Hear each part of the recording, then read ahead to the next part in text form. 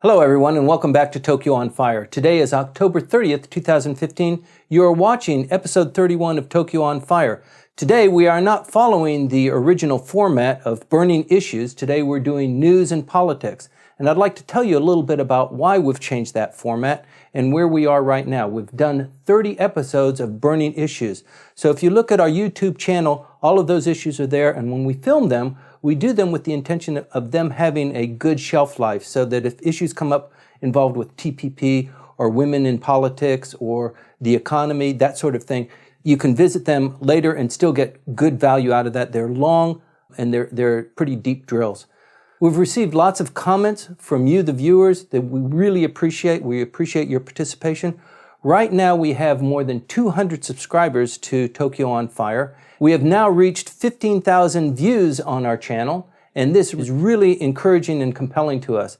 If a burning issue comes up that really requires a deep dive, we'll definitely go in on that. We'll dive into it. But for right now, what we're going to do is we're going to focus on topical issues, make them a little bit shorter and a little bit more snappy so that we can give you, the viewers, a more dynamic experience and hopefully cover a little bit more ground each week. Today I'm joined by my co-host, Michael Cucek and Dr. Nancy Snow.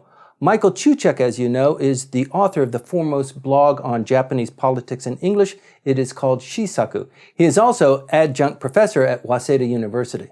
Dr. Nancy Snow is now the Pax Mundi Professor of Public Diplomacy at Kyoto University of Foreign Studies. So thank you very much for joining me today. Thank you. It's great to be here. We've got a new format. We're going to jump into a couple of issues and do a bit of a deep dive, pull right back out, and move on to a couple of new issues. Great. I'm looking forward to it. Sure, I got my fins on. Dr. Snow, we haven't had you for a couple of weeks. It's good to have you back. Well, I've had a good time away from here, but... You're in the final process of finalizing your latest book. This is your 11th book. It's on... Japan's struggle to go global. So it's looking at the government's public diplomacy as well as nation branding and place branding, whether it's related to Tokyo or Okinawa, but all of this is really come to light in the last few years because you've got China, Korea, and this sort of charm offensive. Awkward Embrace. Competition. Yes, it's called Awkward Embrace, Japan's Struggle to Go Global. Of all the books that you've written, your first one was pretty much along the same lines, America Branding? Well, it's called Propaganda Inc., and it was followed by a book called Information War. Both of them were about U.S. branding, and the first book was based on my experience working at the U.S. Information Agency in Washington, D.C. So yes, I was a government propagandist. Mm-hmm. People are always curious about the different personalities that are on the show, and I'm really honored and so glad that you've joined us. And we have a different video series that's called Brand 2020. We just launched it this last week. Right. And that is looking at the lead up to the 2020 Olympics, but not just related to the sports competition.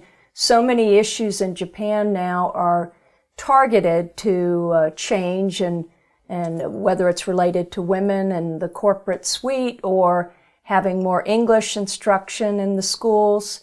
Something about 2020 is a little bit of a magic elixir, and so we're going to just look at how they're going to take this step by step in the next 5 years, and it's going to go by very quickly, and it will really accelerate after Rio next year when all eyes turn to Japan. Right.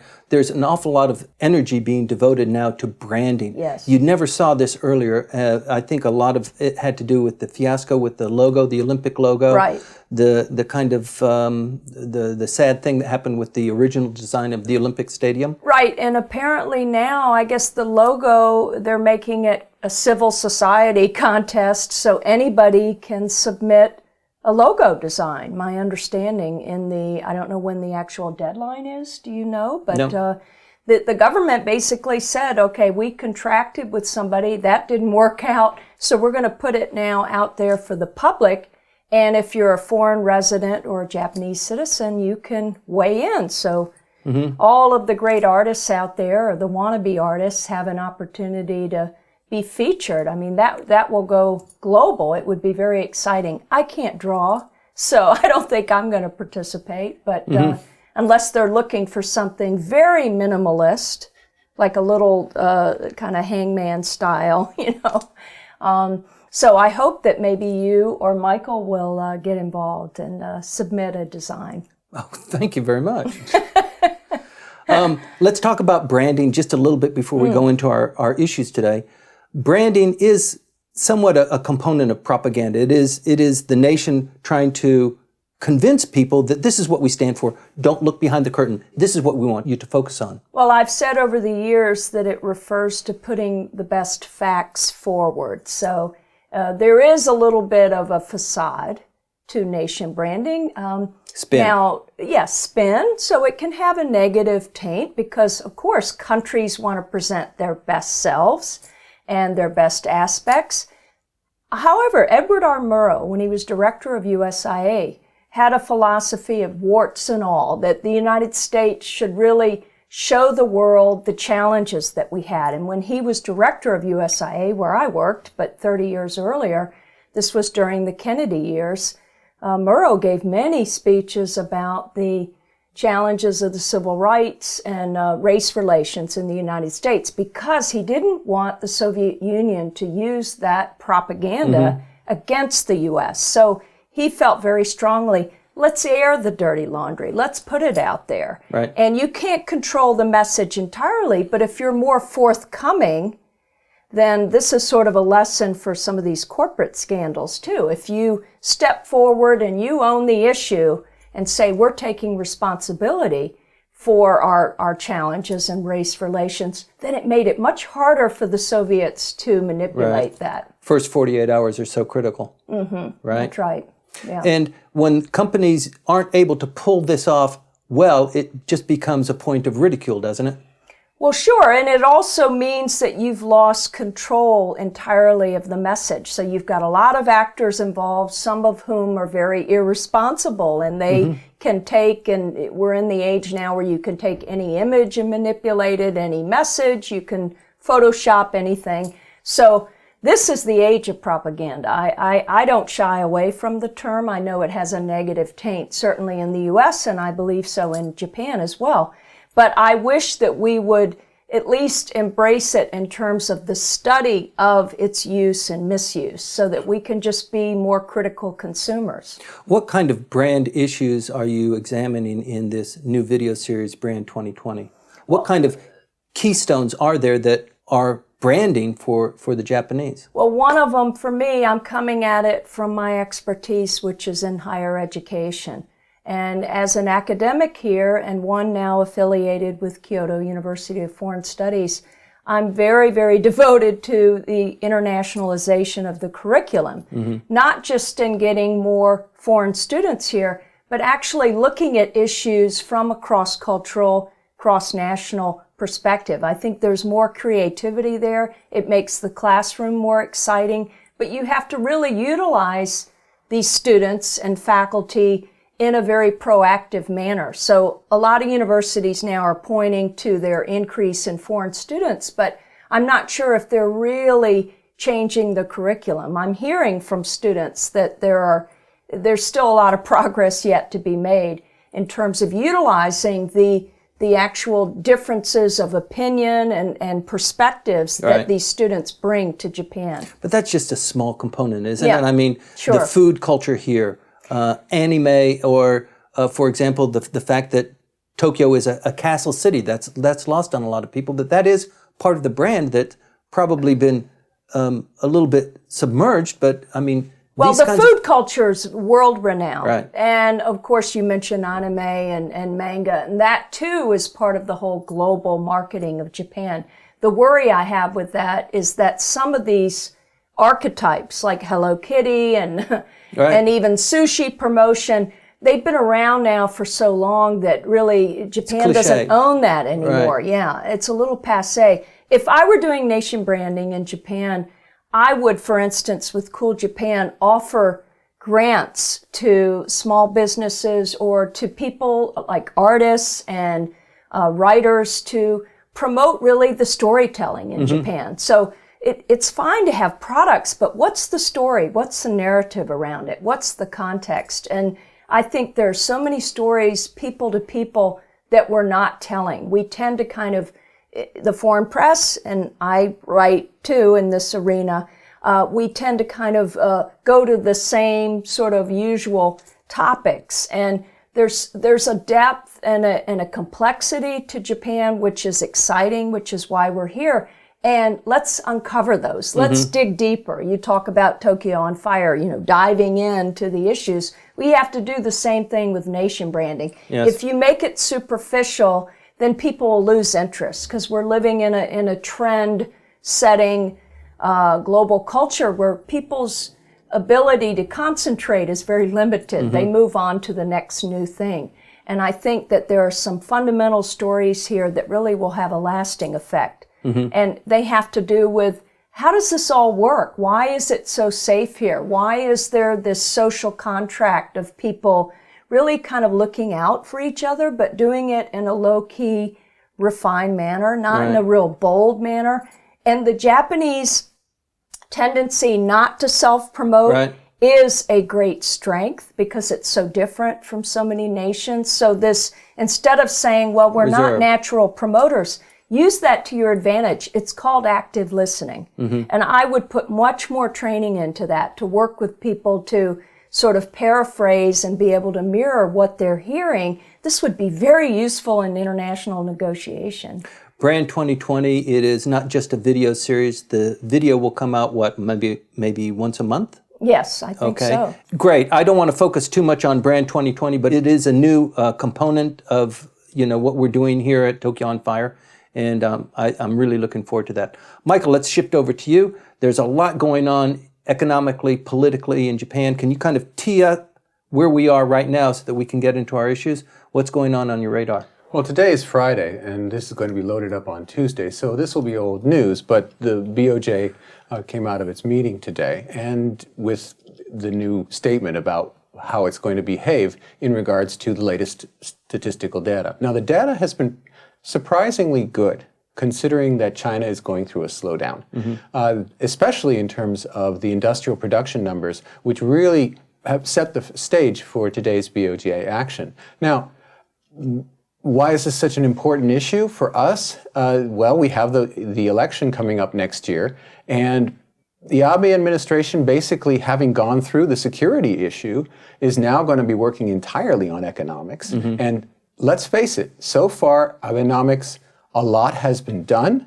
but the average citizen has not seen much in the way of positives out of it. What they've seen, most citizens have seen, if you ask them, is prices have gone up, the taxes have gone up. Our wages have not gone up. Our wages have not gone up. More of us are working longer. Where's the payoff? And the LDP is somewhat concerned, not terribly concerned, about what that could mean come July of 2016. Right. And we have now a new set of 3 arrows. Perhaps the philosophy of the Abe administration is set the goalposts really far ahead, and maybe we'll hit somewhere in between. Well, we'll see what they're going to try to do. That new ministerial position for energizing the 100 million, whatever they call it, that position, it went into full swing this last week.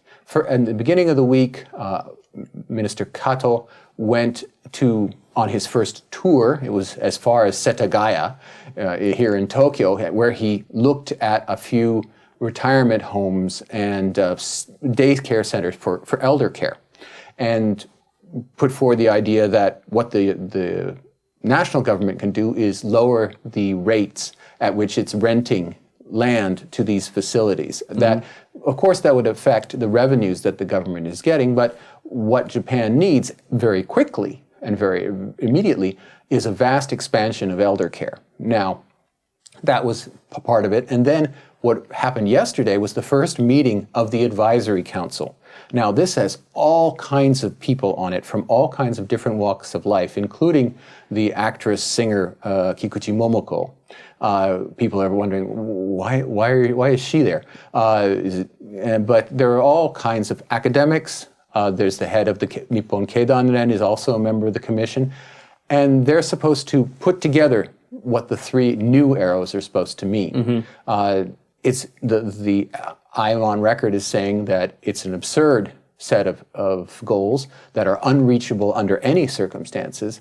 And if you read the New York Times this past week, members of very high government or semi-government organizations also are somewhat looking skeptically at what the government's doing. The situation is, let's get a program. Right. But is this the program? I'm really wondering about that. Well, let's hope other people are watching Tokyo on Fire. The Prime Minister's office printed, 10 million posters on Ichioku, with the Prime Minister there broadcasting his commitment to Ichioku. Yeah, it's the LDP has put out these posters, and it's a really peculiar that they're so far advanced. But again, they're looking toward July 2016. And the election, one gets a sense almost of overkill, because it's not the LDP that's in a position of defense in 2016 in the terms of the senator positions that are open. It's the opposition DPJ. They have the large number of senators up for re-election, and let's face it, their support numbers are still in the tank. So they should be the ones printing out these posters, but it seems instead that the LDP just wants to steamroller right over them. Well, let's hope that it is a show of commitment. I mean, that's how perhaps a lot of people will be reading that, and who knows? I mean, time will tell. I don't know. If it's not going to work internationally, on an international level, very few of, at least the financial community, very few believe in anything that's going on in terms of that. And it's being rubbished as purely a political move. It's an inexplicable political move, perhaps for Europeans and Americans, that you would actually promise something that cannot be done. But in the current situation here in Japan, with the LDP so much more popular than the DPJ not having any real issues where it can say, we are significantly different from the LDP, except some technical issues having to do with the security legislation. It's maybe, telling a bald-faced lie is okay. It's funny he should say that the LDP is promoting something that can't be done, because I think politicians the world over do it. I don't know if anybody saw the GOP presidential debate, but they were making a lot of promises that were highfalutin and very unlikely. When the reporters afterwards were talking about the Pinocchios, how many of them were lying about what they could achieve.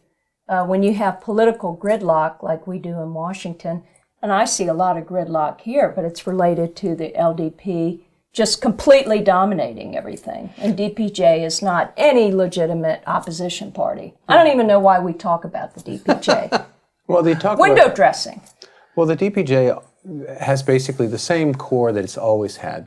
What it hasn't been able to do is attract the non-aligned voter. The non-aligned voter, instead of showing up at the polls and making the difference, as the non-aligned voter did in 2009 and elections before that, the non-aligned voter simply has not gone to the polls. And when you don't vote, you don't count. Right. And as a consequence, the DPJ, which lives off the blood of the non-aligned vote, it's withered to a very, very... The floaters. Yeah, they are so, it's so important to the floaters. And you could see that through history. The elections where the LDP could attract the non-aligned vote, like was done under Koizumi. Koizumi was able to pull back and actually run as the opposition to his own party. And that's because that was attractive to the floating voters. Nowadays, just being opposed to the LDP, just being the opposition, is not enough to get people to show up at the polls. So when you say, the Pinocchios are lying, but let's face it, Japan's not in a situation where you have a whole bunch of people trying to vie for a highly partisan vote, as you do in the United States, in the case of the Republican presidential race. And at least during the primaries. And that's right. There's the primaries, right? There's always you run far to the right, and then you run back to the center. Here, there's no one to run against. So here, what you're really doing is trying to impress the rest of the world. And let's face it, Japan still hasn't sold everything. And that's the whole point of your book. Yeah. If you start with Pinocchios on a national level, as according to your thesis about having to do with Edward R. Murrow, warts and all, if you start off with lies, propaganda as completely unachievable goals, people are going to shut you off. Right. And that's a very great danger in the current administration.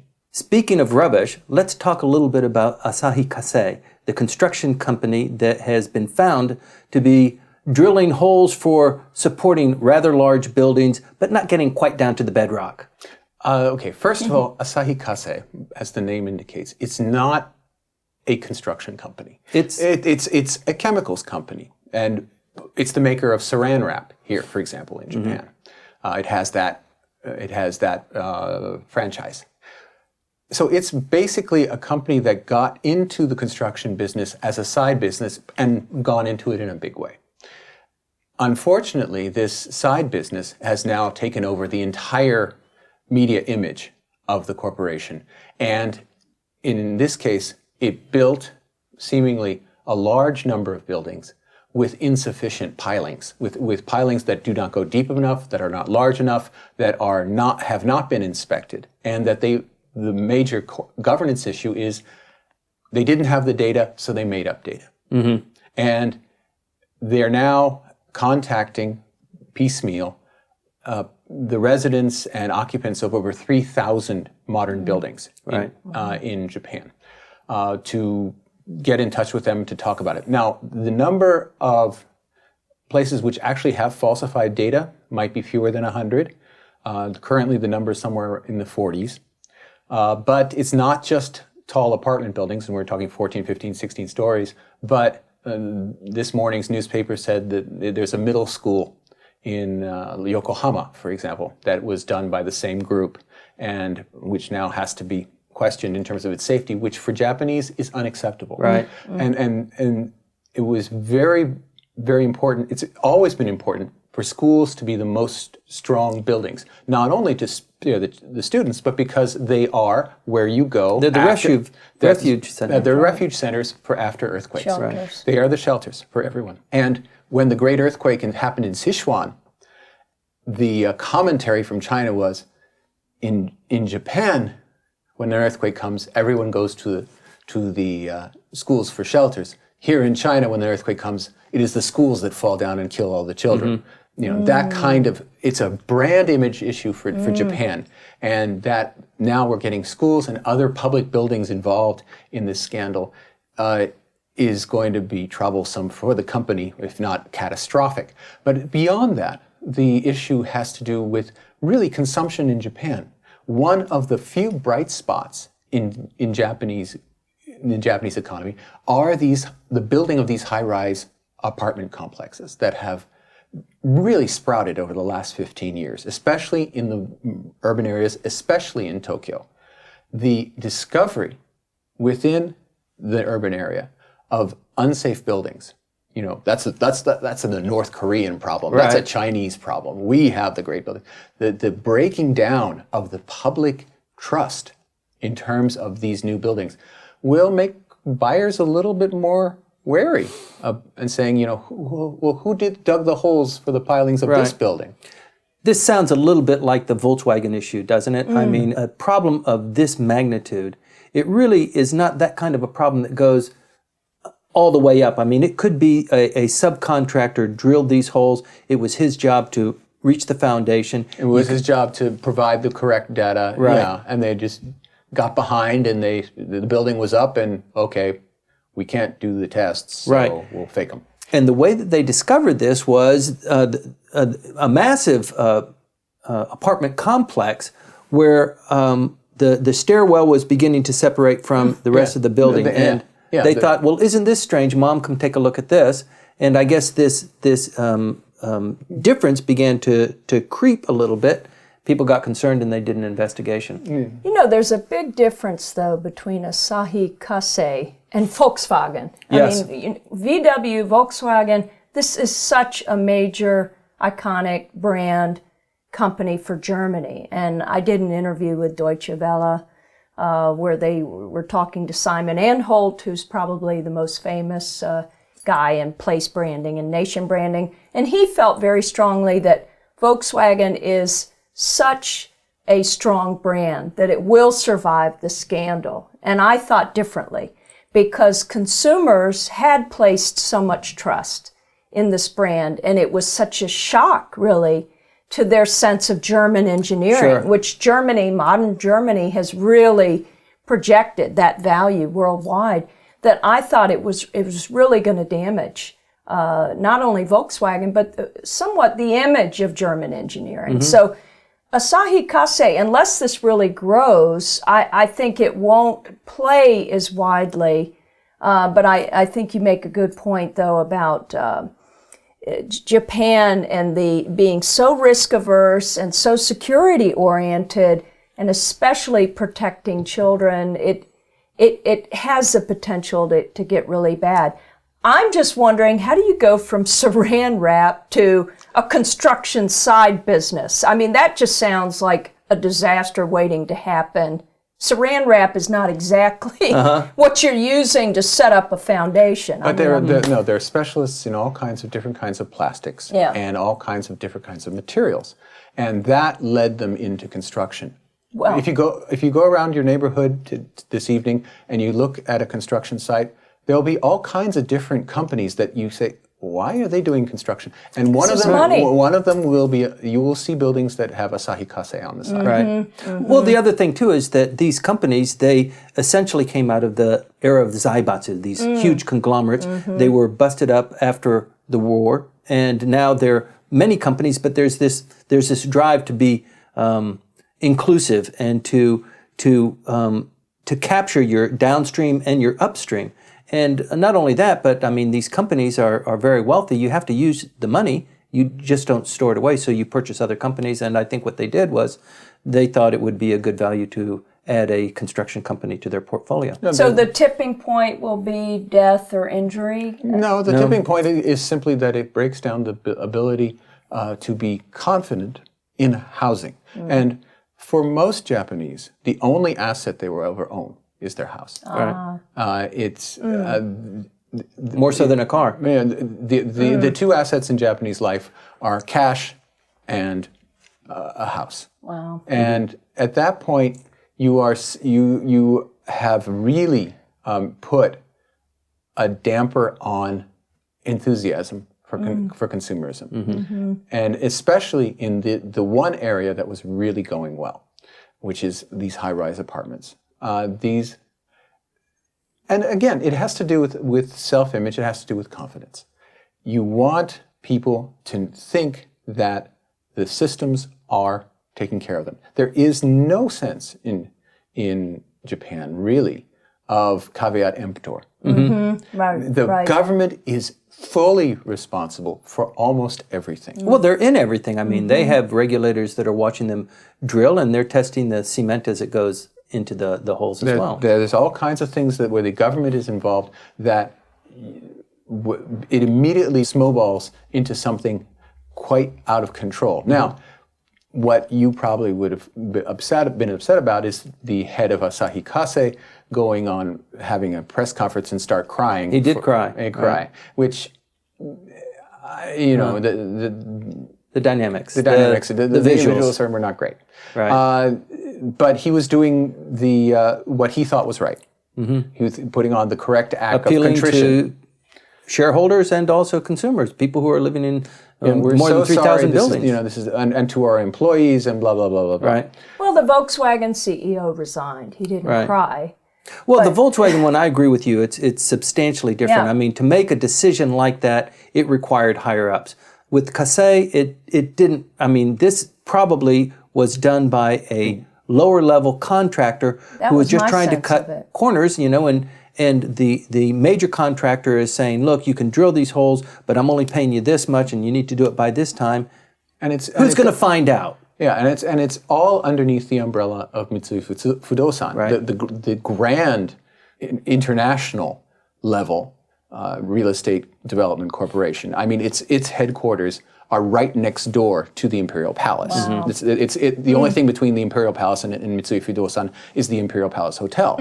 So it's really at the center of things. Right. One of the major shareholders of Asahi Kasei. Yeah, and so it has the tendency to spread out, even though it seems it's a marginal business inside a company that has no international brand recognition. That being said, it may also be in the interests of the government to hype this. One can't get away from that. That we have there are always these domestic issues that seemingly are way overplayed.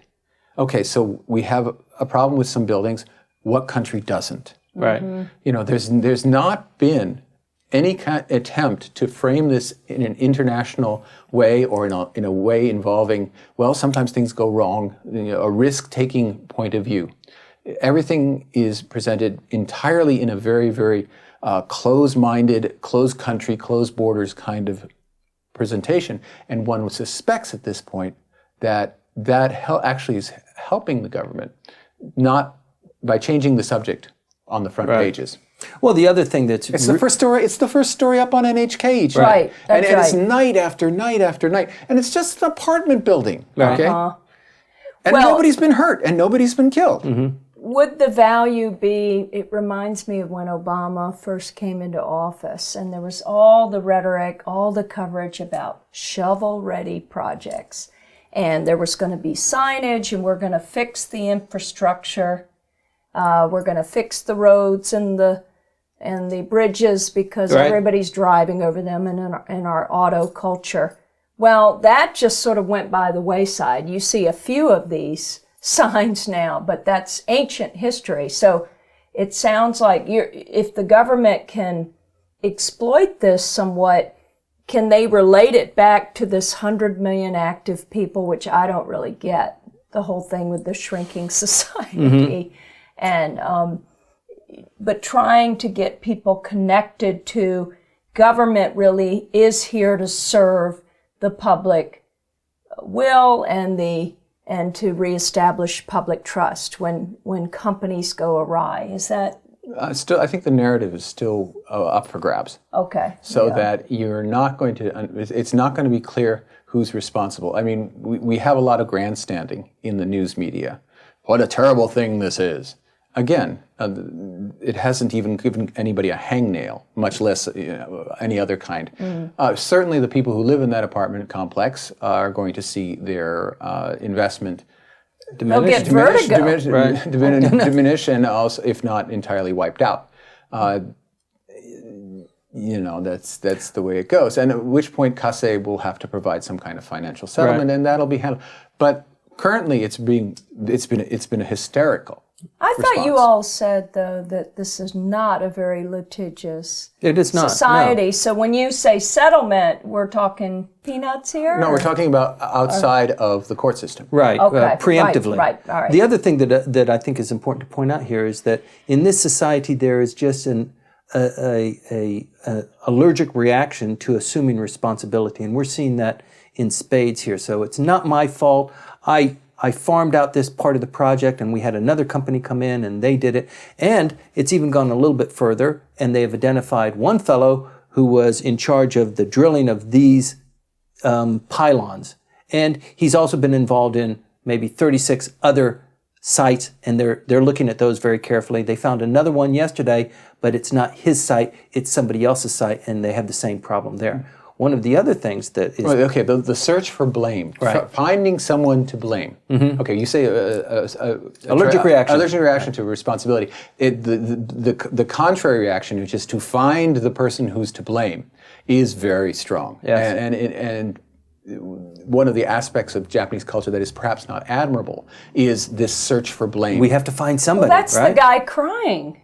No, not really. He's actually trying to slough off. Yes. Oh. You know, I'm so sorry, but I was actually not responsible. I thought he was crying, saying the buck stops here. No. And they had the three of them bowing, and then one guy on the corner looking, and are they still bowing? Yeah, I'm bowing. Not yet? Okay, here we go. Slapstick. Oh, it's slapstick, but it's real. They're with their lawyers before they go out to that press conference, and they are coached, and they've practiced what, unlike what we do here on Tokyo on Fire, they practice, what they're going to be saying and how they're going to be delivering it. And it has to do with, the point of the lawyers is very important. What works internationally does not work inside the country. Right. And what works in Japan and works with Japanese judges who oversee, even if it's settled out of court, who oversee what's going on. They live in a very different messaging universe. Sure. One of the facilities that they found that has a problem is this neutrino acceleration facility. Right, that's right. So that's not good. No, it's fine. It's gathering information from outer space. It's not going to hurt anybody, and it's underground. No big deal. But whatever is going on, it is. It affects, I just hope they weren't anywhere near Fukushima Daiichi. The stock of Asahi Kasei is now in the tank, which is as it should be because of poor governance. But people don't own much stock here anyway. But the institutions do. Right. Okay. And the government also is getting into it through the BOJ. What's the real issue here is, of course, the government has these new governance rules that it's putting into place and saying that the Japanese economy is changing and that we're more sensitive to international investors, to active investors, and their complaints about corporate governance. It's just this indicates that it's business as usual. Listen, I have some complaints too. This is Tokyo on Fire. We are in our new format. We've been talking about Asahi Kasei for 20 minutes. We just can't get away from this. And I don't know what it is about us or about our compunction to kind of go into these issues, but this is really, really interesting. And I'm sorry, it's very difficult for us to disengage and break away into yet another issue. But related to Asahi Kasei, we've got the Toshiba, a similar kind of corporate governance violation. And also a couple of years ago, there was the Olympus camera fiasco. And there are a lot of people that say this is a part and a component of Japanese business culture. At the board level, these kinds of things happen all the time. They don't change the board members. There are very, very rarely women or outsiders that are involved. And so it's pretty much carte blanche to these fellows who have chauffeured cars and golf appointments once a week. Okay, so what's our next issue? Okay, so let's talk a little bit about the self-defense forces. There's been a little bit of a shift going on here. The Prime Minister has passed new legislation that will go into effect in the spring of next year, 2016. There are things already underfoot. There's construction of new minesweepers. There's a push to encourage more people to join the self-defense forces. There are a lot of posters out there, women dressed up very smartly in the Air Force, the ground self-defense forces, the Marine forces. There's a lot going on there. They're pushing really hard in order to make the self-defense forces seem an attractive career option. The numbers are still pretty good in terms of recruiting, but the government is very much aware that the demographics are really terrible, that the number of young people is going to become a major issue in terms of maintaining the force. And this is at the same time that it's promising the United States and the rest of the world that Japan's going to be an active player. Right. If it doesn't have the people, it's not going to be that player. True, they're putting out these new weapon systems. Well, some of them are not even really active weapon systems, like the minesweepers that you were talking about. Those are going to go online. They're going to be a really big asset that Japan can help deploy. And the new security legislation specifically talks about minesweeping in the Straits of Hormuz as being Japan's way of participating in an international action if there's some kind of military conflict in that area, while staying within the boundaries of its present constitution.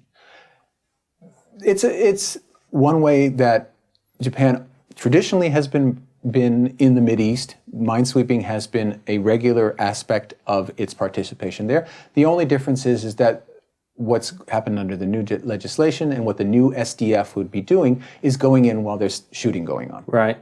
And that's the advertising issue.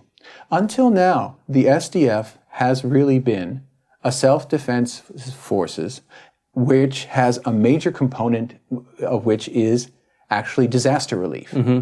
Disaster relief is actually something quite new for the United States and other countries, that their militaries get involved in it, and it's now become a big selling point, human security and all that. But for Japan's self-defense forces, almost from the outset, that was one of their main jobs. Because let's face it, nobody's invaded Japan anytime recently. Right, and they should have stayed at that. So I'm still very upset about the fact that we just put to rest these security bills, and we all have to go forward on this. Now, you mentioned the minesweeping. If you recall the Gulf War, 1991, Japan went in 2 months after the end of the shooting and the conflict and helped to clear out the commercial ship lanes.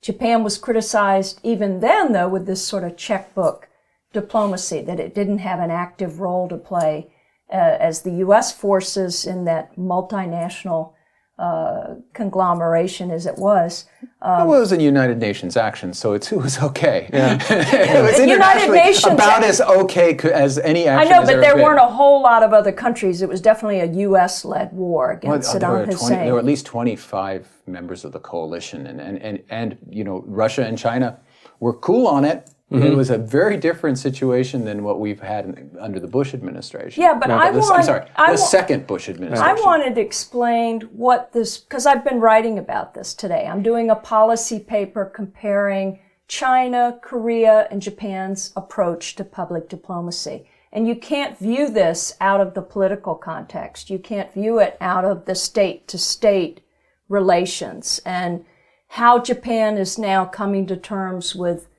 its population never being in favor of giving up this pacifist stance. So it's not just a personnel issue. It's still a bit of a sort of philosophy gap between the government and the people. So that still is what bothers me. And I don't think people really even understand the security bills. I don't understand what proactive pacifism means. And I'm not sure the Japanese government understands that. They'll know better when there is some type of attack that may take place, because Japan is going to make itself more vulnerable to attack, I think. But that's the thing. There was an American commentator who once said, if your hands are clean, it's not because you're pure, it's because you're not helping. Okay? So I'm of that philosophy, that international diplomacy, international peace requires every once in a while to get your hands dirty. Right, and you can do that in the disaster relief, because Japan's relationship with the United Nations, it's almost a romantic relationship. And yet now Japan wants to be a permanent member of the Security Council, wants to play with the big boys. Okay, as I've said before, be careful what you wish for. Yeah, well, because look what has happened to the United States brand in the world. Gone downhill. It's gone downhill. I mean, we're not seeing Putin's the world leader now. Right. I mean, so I just I don't know what the great gain is, and I think where they missed the ball this summer is in the public information campaign to explain the public education. It was just so incredibly arrogant and just so dismissive of people's worries. People are worried when there is a fear vacuum. I mean, they just didn't understand, where are we going? Why are we making these changes? And it was never explained well. Well, the national character of Japanese, it's perhaps a generalization, but they are very risk averse. And mothers and fathers whose sons went and joined the self-defense forces did it with the idea that he is not going to be in harm's way. He might, a tree might fall on him, but he's not going to be shooting. He's not going to be in an exchange of military actions. And that now has all changed, particularly with all of the action in the Spratlys. This is true, and I'm not a warmonger by any means, but you have to say, okay, what was done in terms of the security legislation was done in an unconstitutional manner. Unfortunately, constitutionality in Japanese modern history has always been a slippery slope. It's always been somewhere. It would be very difficult to argue nowadays that Prime Minister Kishi, by forcing the country, frog marching it into renewing the security treaty in 1960, did terrible damage to Japan. That it hurt Japanese security. At the time, it was an extremely forceful and authoritarian action, but you have to argue, well, actually it was probably a pretty good idea because the alternatives to a security relationship with the United States were not great. But there was tremendous resistance. So we had resistance also this time, nowhere on the scale that Prime Minister Kishi had, and Prime Minister Kishi had to resign after forcing through these votes. Over time, we'll see if this anger that we feel is really justified. The proof will be in how much the government goes forward. After Kishi, the government pulled really hard back on all fronts, so that succeeding prime ministers focused almost entirely on economic development, with absolutely no interest in security affairs, even in diplomacy very much. This became very insular country, based on the idea we're going to double incomes, we're going to have 10% plus growth per year. We have this military umbrella that we can rely on. Right. And they went off and did something else. If that is what is replicated, and that's what the Abe administration is promising. Okay, we've done the security thing, thank you, we're going to move on to the economy. Right. Not only that. If we get a decade of that, yeah, what a difference it'll be. Well, remember Abe's speech at the UN saying, okay, 1.5 billion to the Middle East, and then in the news conference that followed, when he was asked specifics, he said, well, I don't think we can really accommodate Syrian refugees. Yes, right. So it's sort of speaking out of opposite sides of your mouth, but that's what will probably continue here is... I'd like to segue into the economy and TPP, what's going on there. But I do have to point out that the Japanese minesweepers, I mean, they are foremost in the world. This is one of the things that they do better than anybody else. And it's interesting that we were talking about Asahi Kasei just earlier. And the point is that these minesweepers, the reason why they don't trigger these mines is because they're not made of metal, they're made of plastic. And isn't that interesting, the technology there? And that takes probably a lot of saran wrap. It takes a lot of saran wrap and a lot of very, very intelligently made saran wrap. So the old man in The Graduate was right. That's right. Plastics. That's right. I mean, an entire ship made out of plastics, and these are beautiful ships. Yeah. Okay, so in a final bow to the economy. Okay. Let's talk about TPP. Let's talk about TPP. There has been some movement. It's actually stalled in the United States. There's a big brouhaha going on there. But it looks like the Abe administration is going to move forward with TPP. It was originally, I mean, one of the three arrows. It was one of the cornerstones of the third arrow, which is regulatory reform. It started out really with the declaration by Prime Minister Khan of the DPJ that this would be one of the black ships. This would be an event on the scale of the 1854 Friendship Treaty of the United States, where the black ships of Commodore Perry came and said, here, we've got a treaty, sign it. Excellent. And he says, this kind of trade agreement will have the same opening effect. I doubt that. I don't think it's going to have much an effect at all, because when you look at the list of the products and the list of the programs that each product will have its tariffs lowered, yes, but we'll have this to make the transition easier. Without a lot of sunsetting, without a lot of, by this date, we will then eliminate these helpful countermeasures, as they call them. You say, the whole point was to break open the walls. Right. Well, put yourself in the Prime Minister's position. I mean, what in the hell is he going to do? I mean, he's had 20 years of continuing decline in the economy. He's got to do something. And frequently when the Japanese are in this situation, the easiest thing is to blame it on the foreigners. We have to do this because of the black ships or because of high technology or because of the automobiles. And in fact, there is a little bit of pain, but they use that. I mean, it's like what the Japanese are famous for. They take some foreign, alien, non-Japanese concept or product, they bring it in, they tool it, they do something and it becomes something that's quite different than what the original product was, better and faster, that sort of thing. We'll see. I think that it's just old-time politics that you'll be taken care of. Mm-hmm. Well, there again with TPP, similar to Japan's self-defense forces, we're lacking a public education element here, because I can remember working at USIA when we were marketing NAFTA. That was our big directive from President Clinton. So we had to go out and sort of propagate how great NAFTA was going to be. There was a lot of resistance, especially from Canada and some in Mexico. But ultimately, of course, it passed. You don't really hear anything about it anymore. When I was in Washington a few weeks ago, it had just passed there, and there was great excitement at the foreign policy dinner. That was a U.S.-Japan forum. However, there was a lot of sort of chatter about Hillary Clinton stepping forward and saying, I'm really not in favor of what just got passed. And, Bit of a surprise. Yeah, a bit of a surprise, but then Bill Clinton had sort of done the same thing early on. So I think it was some gamesmanship.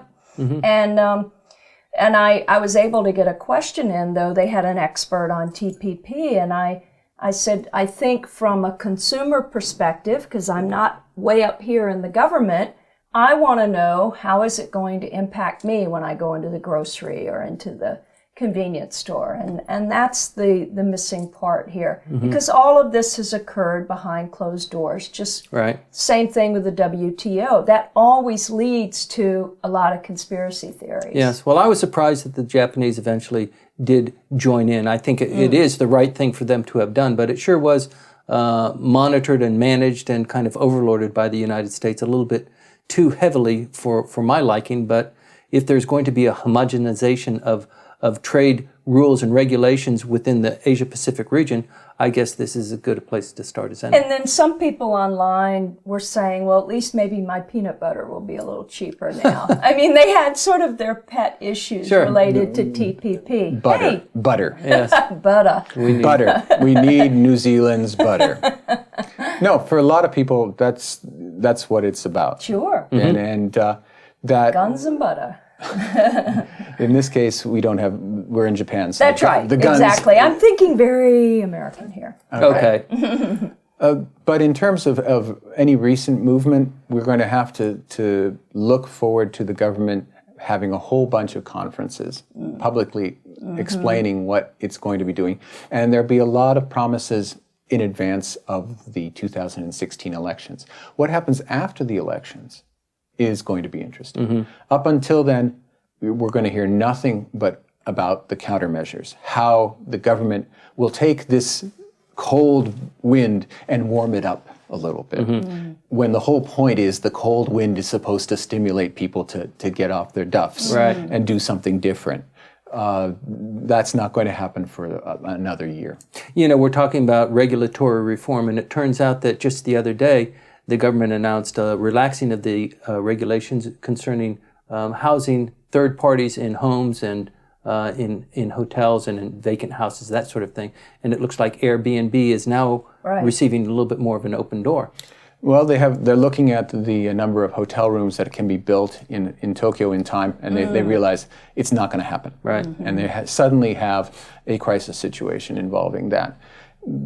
The various ministries, again, they're all siloed, and so the people who are in charge of fires are not going to like what's going to happen because they're going to want to have every one of these buildings set up as if it were a hotel.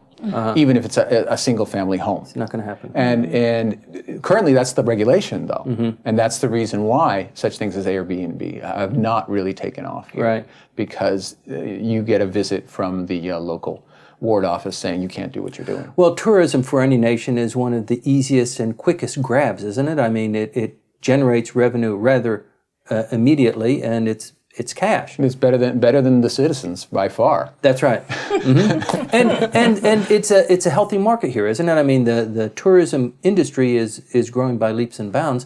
You can't help but miss the Chinese in Osaka, in Okinawa. I was just in Okinawa last week, or in Tokyo. All of the stores, all the hotels are pretty occupied. But as I like to call it, we hate you, but send us your rice cookers. Yes.